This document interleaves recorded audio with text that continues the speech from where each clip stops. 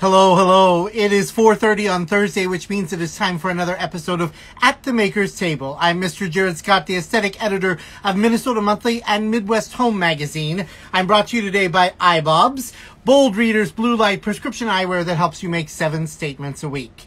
I'm thrilled to be joined today by the man behind Sandwich Ceramic, and I see he just joined. So he will ask to join me. Let's see here. This is always the most exciting and nerve-wracking part of the conversation.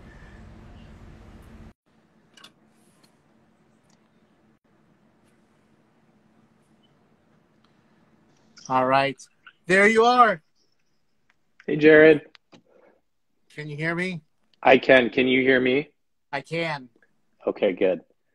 I'm going to try to put you in a tripod thing here. All right. Is it better sideways or is it better up and down, do you think? Up and down. Okay. There you go. Oh, logistics.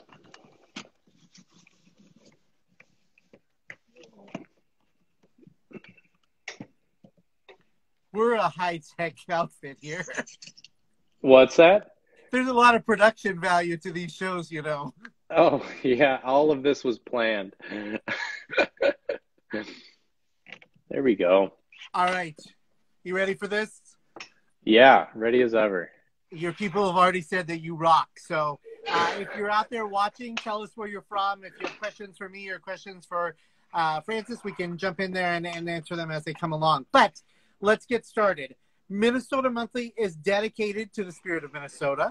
So tell me how Minnesota influences what you do. I know you went to school here. Yep. I went to school here. I went to the U of M. I mean, I'm surrounded by Minnesota every day. So I think it's a lot more of this kind of subliminal things getting maybe texturized into a pot. I guess I don't really have a forthright answer to that, but you know, every little thing that happens for anybody somehow affects what they're doing, right? Yeah. Just say you love Minnesota and it supports I your work love and we're good. Minnesota. It is wonderful. We have a really good community here, really good maker community. I think people understand the power and the impact of shopping local and supporting the people that are around you and the major benefits that creates for everybody too. So that's massive. Absolutely.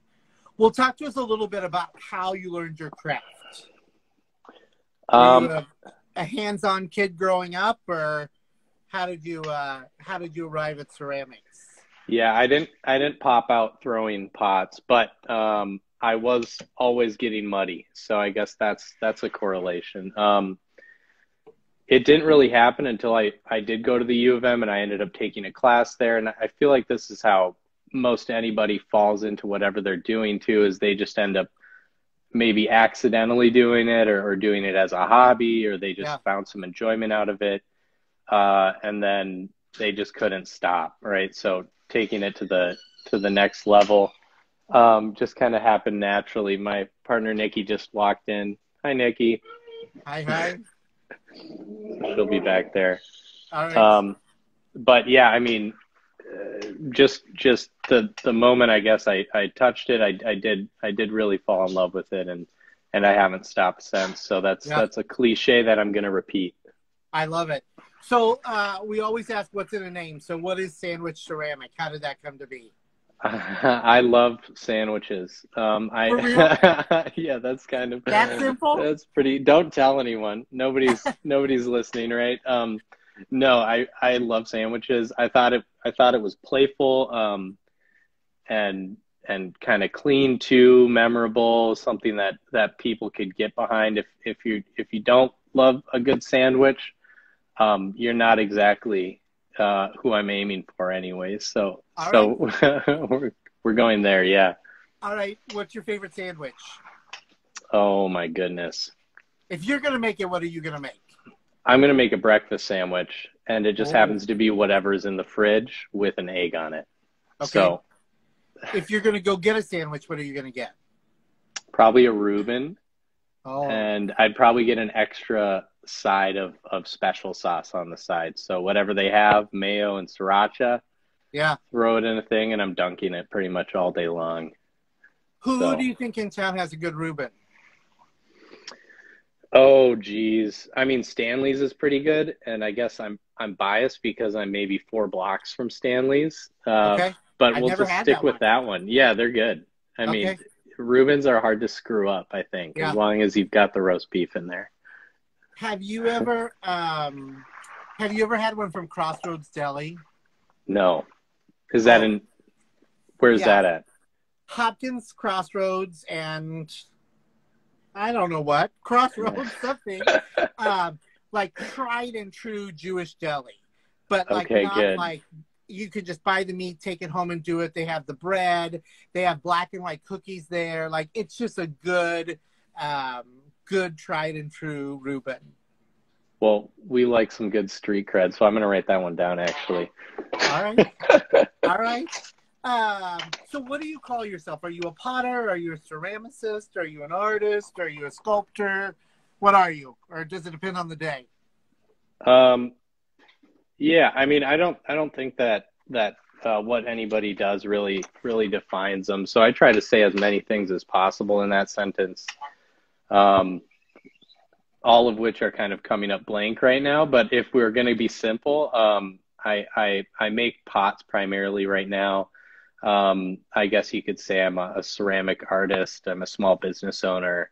Um, I'm a marketing liaison. I'm a shipping and packaging consultant. You know, we could just kind of rattle on Yeah. this, but Yeah.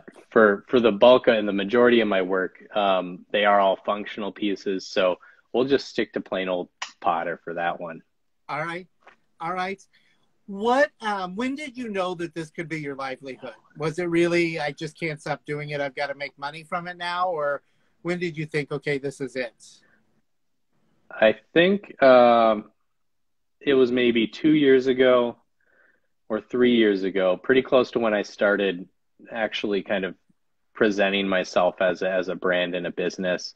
Um, I had been bartending at the Free House, and I had been working at a clay store, Continental Clay, which is in Northeast Minneapolis here. Um, and I wanted to start moving everything that I was doing into this realm just so that I could absorb more, and kind of motivate myself and be energized because working in like an industry environment, anybody who's worked in the service industry will probably testify that staying up until 3 a.m., which I still do sometimes, probably too frequently, but staying up till 3 a.m. and then cleaning up a bar and then trying to go and be productive the next day or two is pretty tough. Yeah. So it kind of happened once I moved away from that sort of financially stable job that I had, and I just kind of took a jump. I thought enough people were requesting for pots and for some commissions and whatnot that I'd be able to scrape along, and I have been. So Good. so that's the good news. Good for you. What's the most satisfying part about your making process? Ooh, I got a good satisfying. follow-up to this one. Uh-oh, I better watch myself. What am I going to say? Um, I think I think passing the finished items along to somebody else, and just kind of knowing that they're under their care now and they're going to get used and they're going to be handled daily, and even if kind of goes back to that subliminal thing, even if they're not consciously thinking about, oh, this mug was made by the guy down the street or whatever, it is still kind of there in the back of their mind or just kind of projected in some way. So Yeah. just seeing them in use is great. Well, here you can see this one in use that I picked up this morning. Yeah. So cheers. Cheers. I'll get my mug. Where is it? I love No, it. I And won't. it just feels good. Good. All right. So fill in the blank. You ready? Okay. When I'm at the wheel, I feel blank. Oh, wow. I guess blank is what I feel. Yeah. I feel nothing. I feel no, I feel in tune. I don't have to think, I guess. Yeah. Yeah. Unless I'm listening to a podcast, which happens quite a bit. Do you still have those moments of when you're done, oh damn, where did that come from? I mean, do you lose yourself in time, or do you still think like must make pots, must make pots? No, I guess it depends on the day for that one because it can kind of slip away from you. I mean, there's a lot of stuff out there since that book was published. I think it's titled Flow. Yeah, But you know, kind of being immersed in something that you're very comfortable with is an extremely pleasant feeling. yep, And you can lose track of time and you can lose track of yourself or your thoughts. Um, but there is the business aspect that always kicks in too, which is, oh yeah, I do actually need to keep making pots, which is the tough distinction between doing this as a hobby and then doing it as a business. But for the majority of that, um, most all the time, I'm always enjoying myself in the actual art of creating too. good. And you still get excited when you open the kiln every time? Oh yeah, it's Good, Christmas.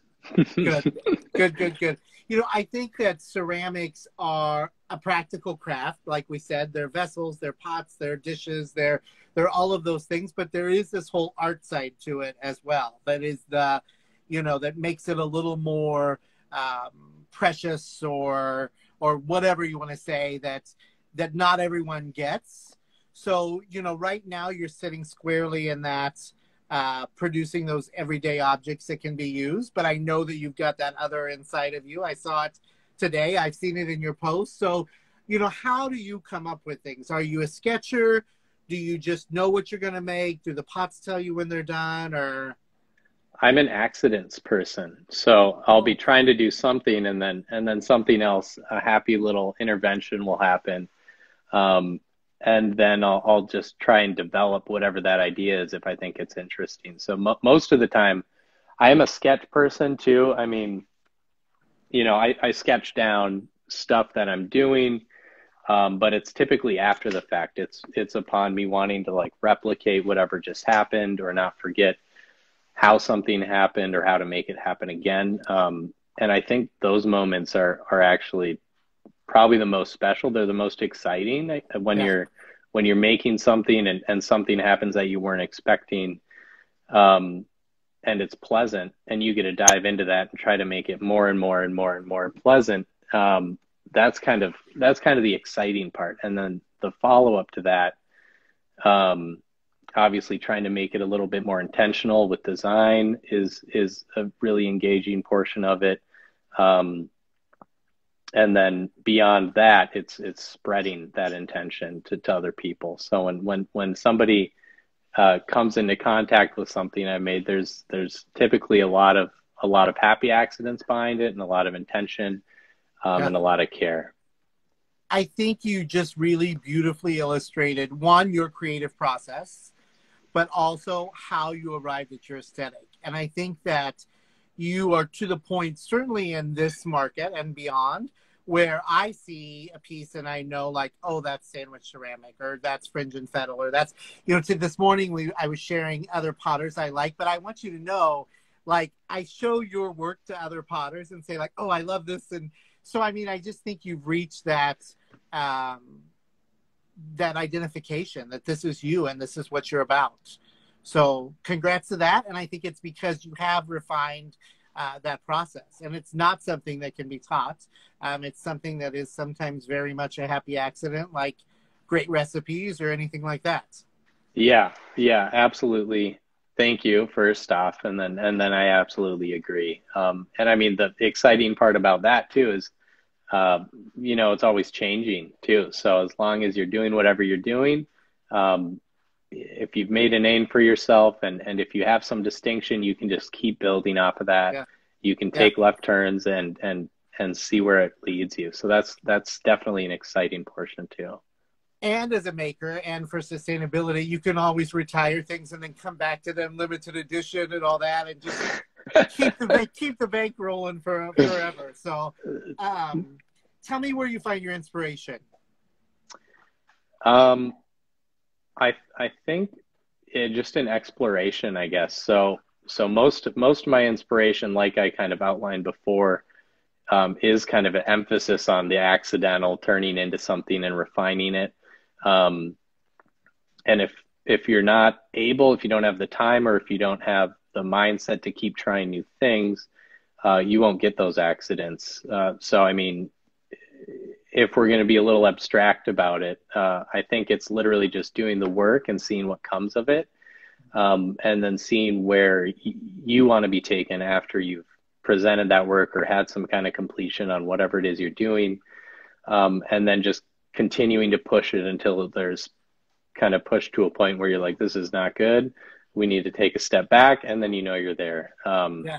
But besides that, I guess maybe more concretely, I do have a tendency towards kind of minimalist forms and kind of emphasis on body and interaction.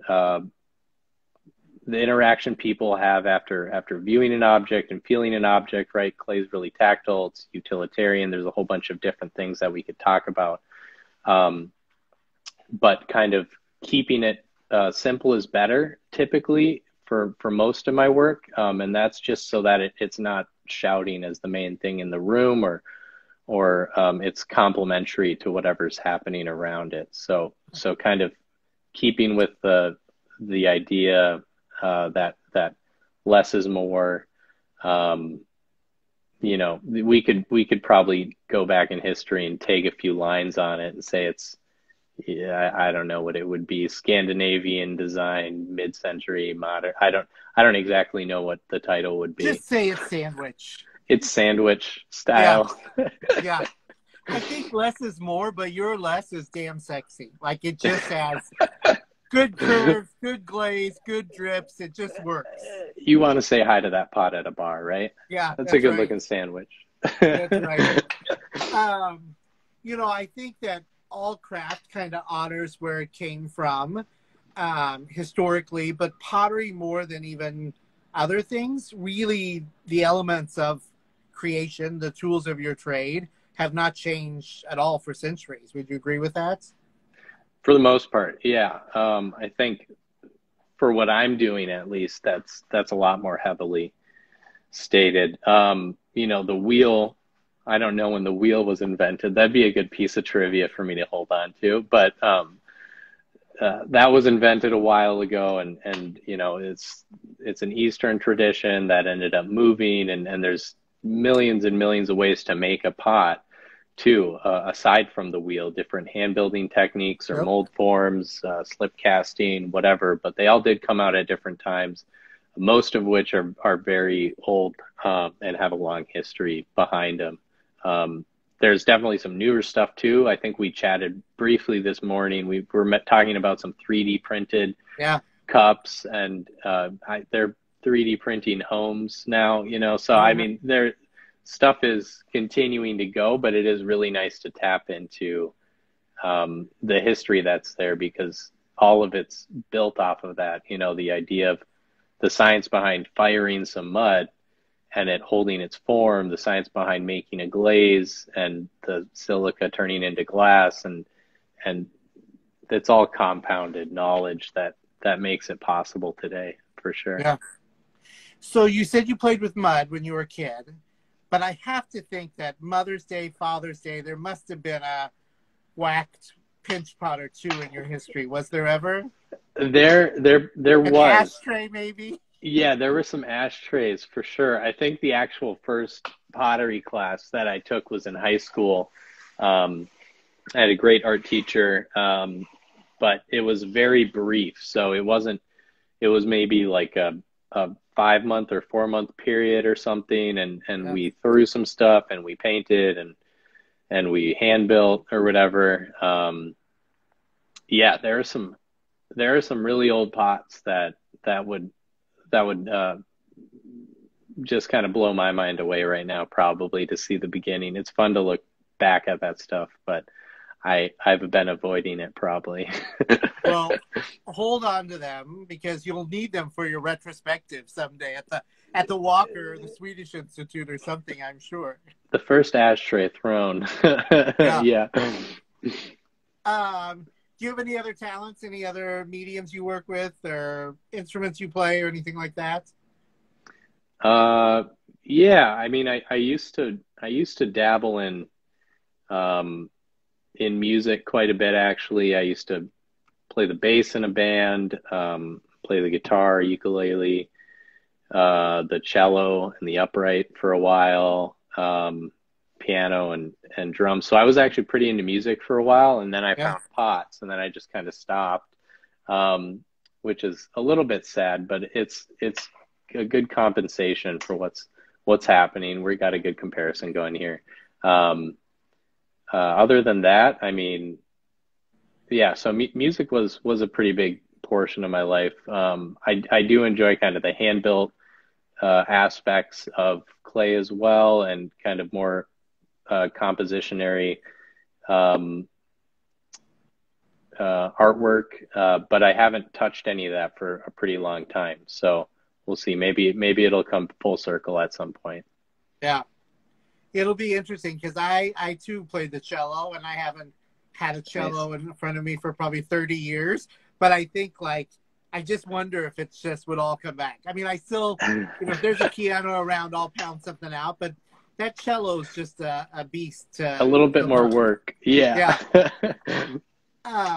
All right. I think one of the things that we've kind of talked a little bit about, and I think people that appreciate the handmade, is that there really is kind of beauty in the imperfections. That maybe something has a little more of a drip run or whatever it is, but there's beauty in that there was a hand and heart and soul behind the maker. Are you more a perfection or imperfection person? I I'm maybe in the middle, leaning towards perfection. Uh, just for the sake that I make so many of one thing, that I end up trying to drive myself towards some perfection. Yeah. I know that's an elusive goal too. And I do really appreciate the aspects of difference between everything that I'm doing too, and everything that any other maker is doing. Regardless of how down you have something, if it's handmade, it is going to be, uh, every piece is going to be unique, to a certain extent. And I think it says a lot more about you as the holder, actually, that can value that difference and imperfection, than it does even about the piece. If we were to go to IKEA or something and buy a mug for 78 cents, we could get 10 of them that are perfectly the same. Yeah. But I think that people do, and they have been starting to shift more and more, kind of this renaissance of makers and local and sustainability towards understanding the beauty behind those small differences or large differences. Um, and that almost taps into a larger conversation about, well, it's kind of a consumerism mindset to have everything perfectly the same, very cheap, almost disposable, versus something that that has intention behind it and care and love going into it, and hopefully kind of radiating a little bit into your day and shining a little bit of light on it.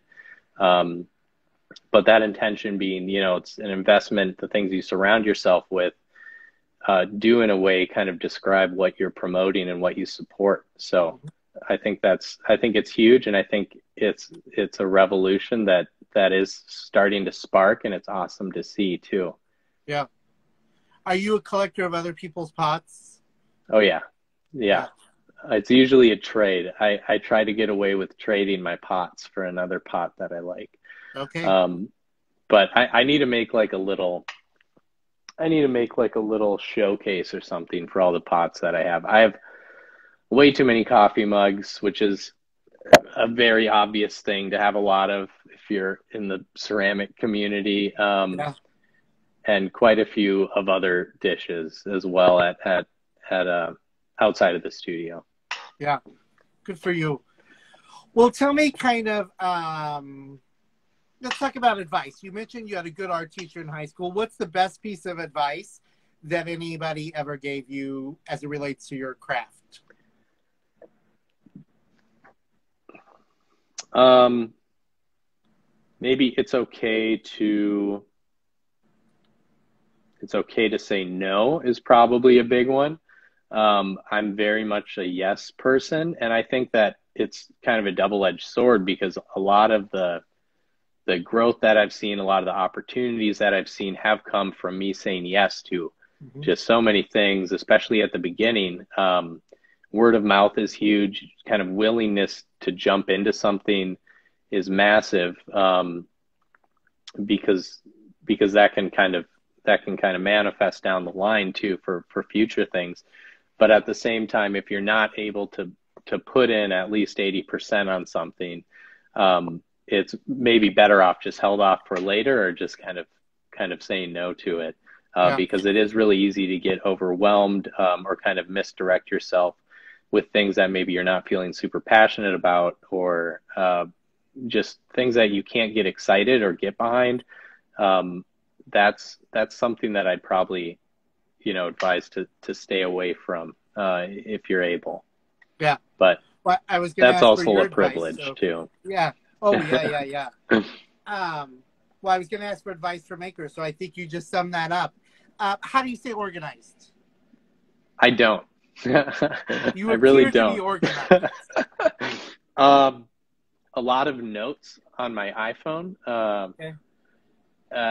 Reminders. I do need to figure out a better way of kind of streamlining some things. So you could add that on another note to makers, is try to streamline as much as you can so that you can spend more time on the stuff you care about. Yeah, I guess organization. I honestly wouldn't peg myself for an organized individual, but I try, and that's what matters. Well, you're keeping plants alive, and you keep a dog alive, and you can make a sandwich. So we'll call you organized. Perfect. That's all it takes now. I love it. I like that you talked about saying yes and how it leads to things down the road. I want to talk a little bit about your Room and Board partnership, because I think Room and Board, people forget that it's a hometown company and that they have really for years been dedicated to makers. I mean, they've had Wild Birds Flying and just print work, and a big partnership with Cambria now, and they just really are committed to those people in our community doing work. But the beauty of it is your work is going global. So tell me a little bit about how that partnership came to be and what it means to you. Yeah, it came to be, like anything, kind of word of mouth, which, like I said before, like Minnesota is such like an embracing and kind of forward thinking place in the way that it is promoting quite a bit of kind of this local handmade sustainability movement, and people are getting behind it. So, I mean,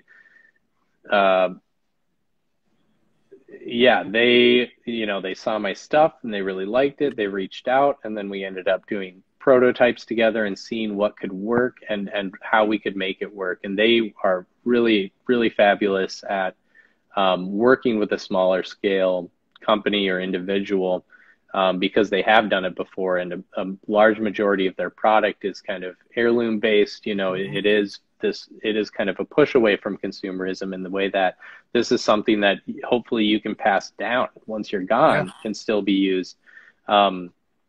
So the quality and the craftsmen that they're and the craftswomen that they're reaching out to, I guess, is kind of a testament to where their values lie, for sure.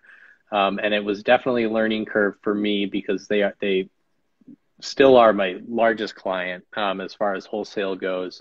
And they understand how a small business functions, and that it's not a machine, and that there are hiccups that happen, and it's always a work in progress. So having that relationship is really a blessing in the way that they're able to push product out. They're really willing to work with individuals and small companies, and it's coming from a good set of values that I don't think anyone can really deny. So no. So, and I think I love anytime that bigger companies look inward to the community at the makers that are there. I curated for West Elm for the last 7 years.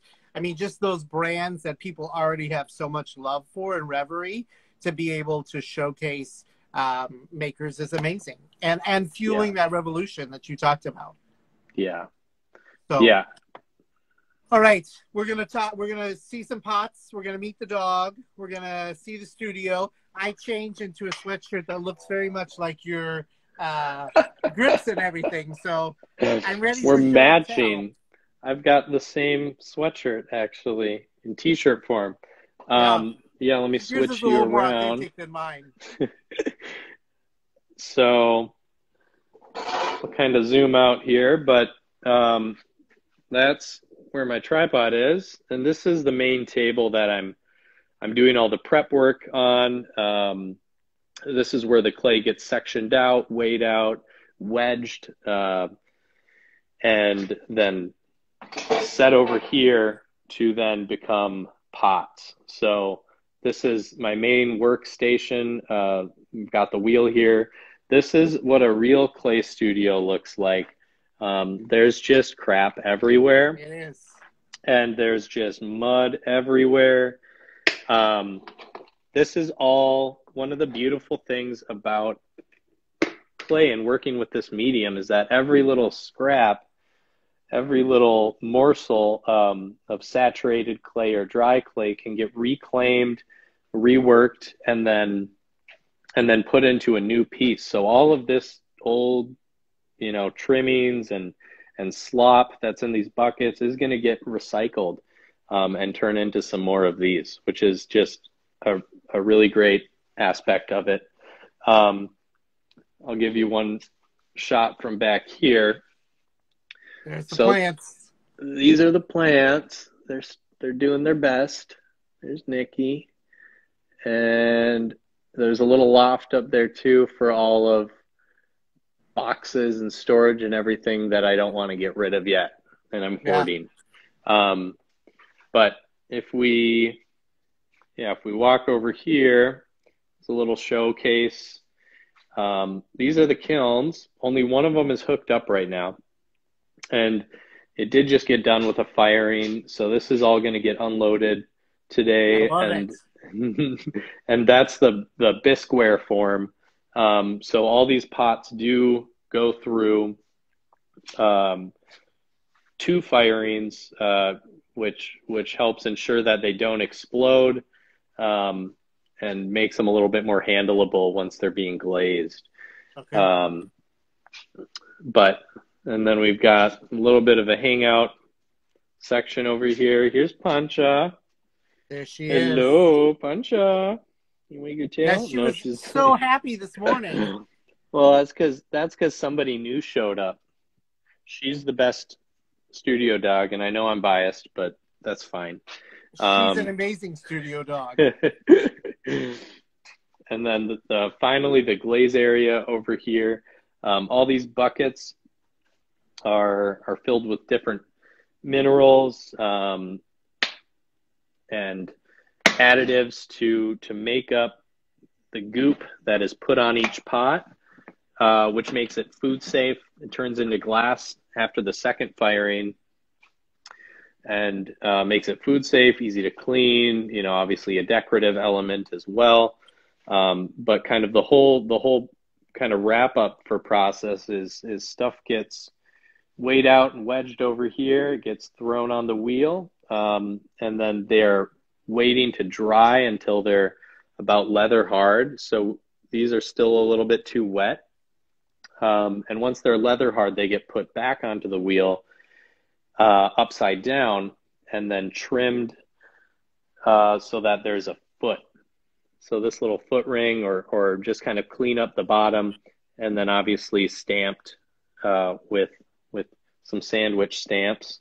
Yep. But once they've been trimmed, you probably already know this, and maybe I'm just saying it for somebody who doesn't. But once they've been trimmed, they completely dry out till there's no moisture in them. And then they get thrown into the kiln for a bisque fire.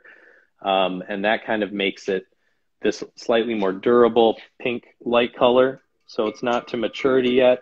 And then once they're this pink, they get glazed over there in the buckets and then put back into the kiln and ramping up to about 2,230 degrees Fahrenheit. And then cooling down after a day, they come out a pot. So Amazing. they're finished.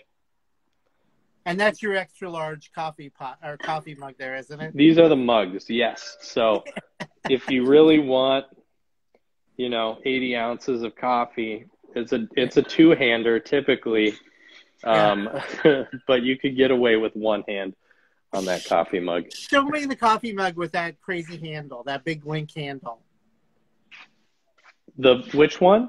It's I don't know what you call it. It looks like a big link, the handle. Oh, the link. This one, maybe. Yeah, here we go. What do you call that thing? This was another happy accident. It's a very happy accident. So there's a lot of happy accidents in the studio. This is a funny example. When I was teaching classes pre-COVID, this was just a handle demo cup that I threw out there. So all the different handles.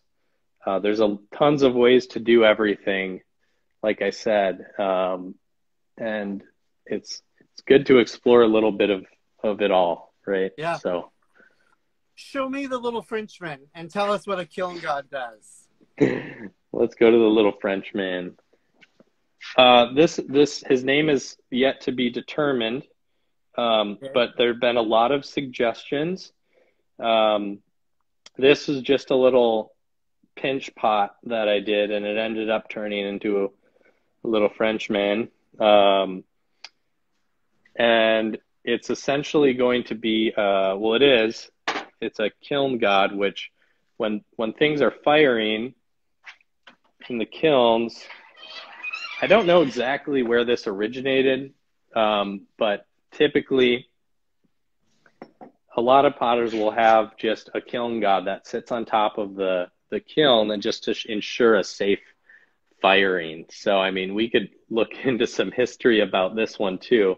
I'm sure I don't know who has the most gods. I think it's I don't remember, but you could probably figure out exactly where that comes from. But pots do explode and mistakes do happen and glaze does drip. And this is maybe, I don't know if it's a false security, but it's a comforting security that hopefully he's helping out at the moment. So this is my current one, and this I made at a meditation clay class, actually. A good friend of mine, Tara Block, who's Dame Errant, she's actually on right now, it looks like.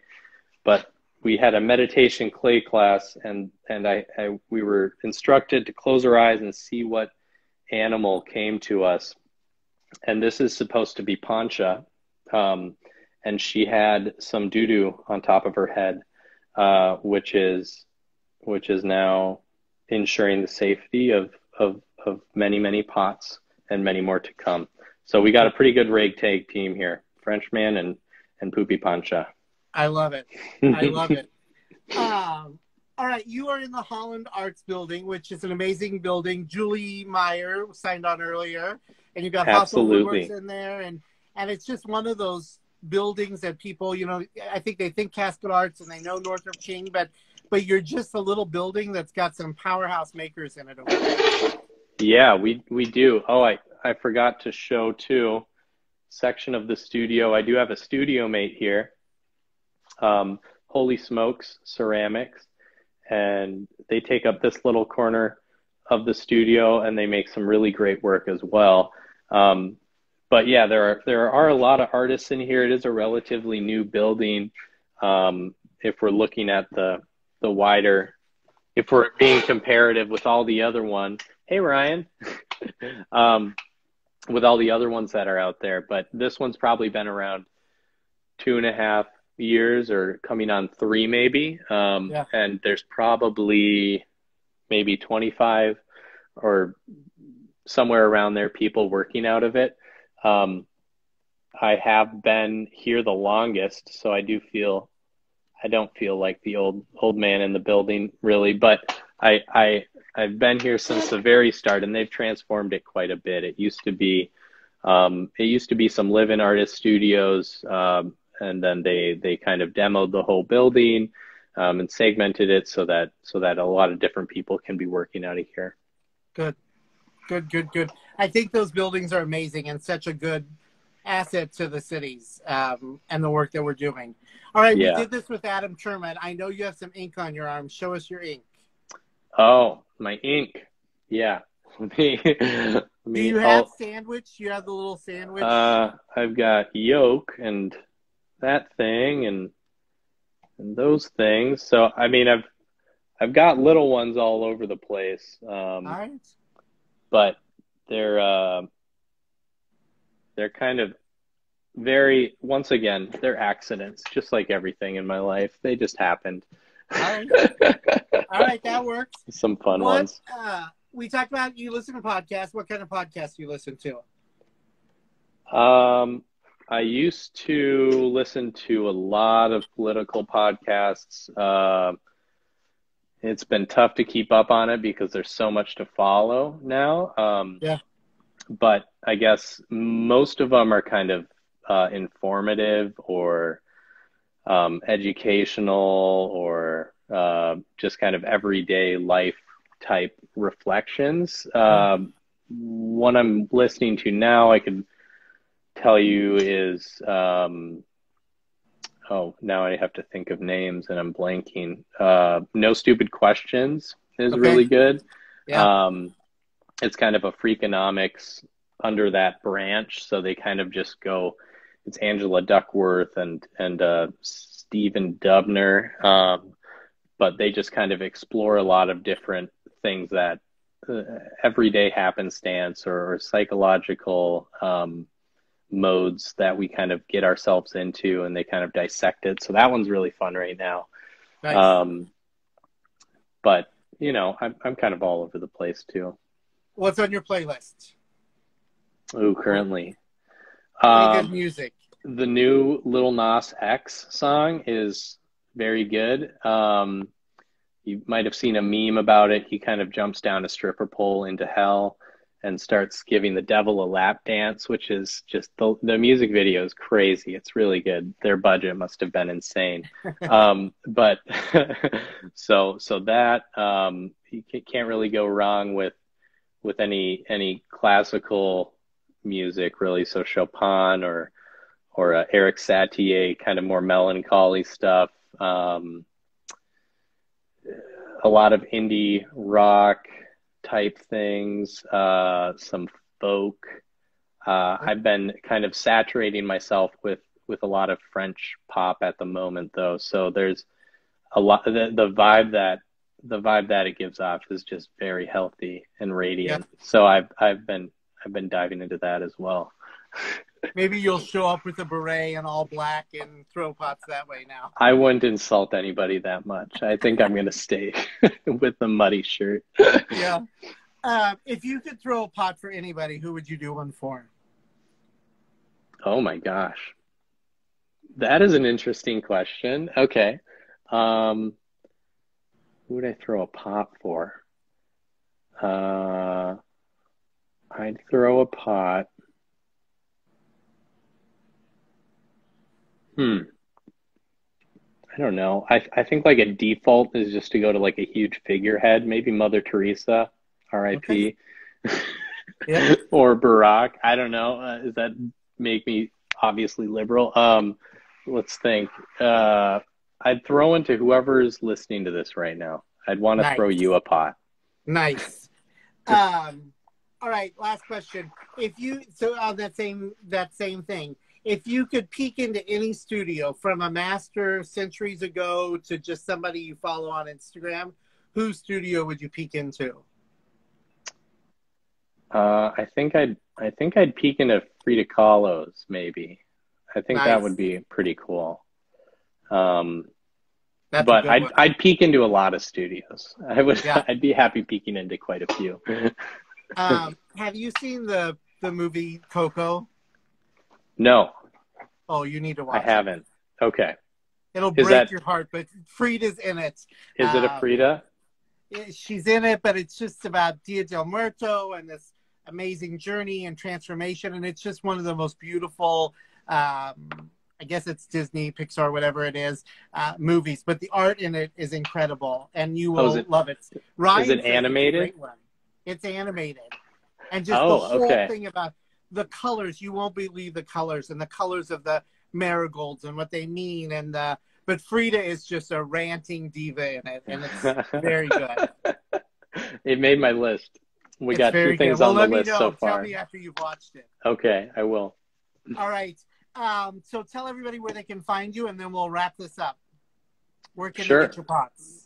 You can get my pots by shooting me an email is the best way. If you want to follow along with what I'm doing, Instagram is currently the best way to do that. I think it shows my handle up top, but it's just sandwich, like the thing you eat, _ ceramic, and that's singular, so there's no S behind it.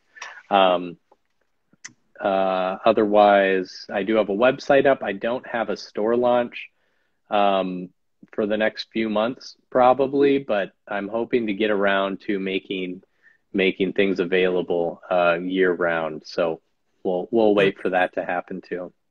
Good. All right. Well, thank you. It has been a joy. I'm already enjoying my tumbler, and I will think of you every time I lift a glass. Oh, good. I hope it serves you long for many years to come. It will. Well, I'm going to close it out, but it's been a pleasure to see you and meet the dog and Nikki back there and see the studio, and I can't wait to get back over there. All right. Thanks so much for having me on, Jared. I really appreciate it. All right. Take care. Thank you. All right. Bye-bye. Bye-bye. All right. Thank you for joining us. You can read the digital edition of Minnesota Monthly at minnesotamonthly.com. Grill Fest tickets are on sale now. I want to thank iBobs for sponsoring us. May your life be every bit as interesting as your eyewear. I'll be back here next Thursday. Until then, make something. Be safe. Be kind. Get your vaccine. And I will see you later. Thank you all. Take care. Bye-bye.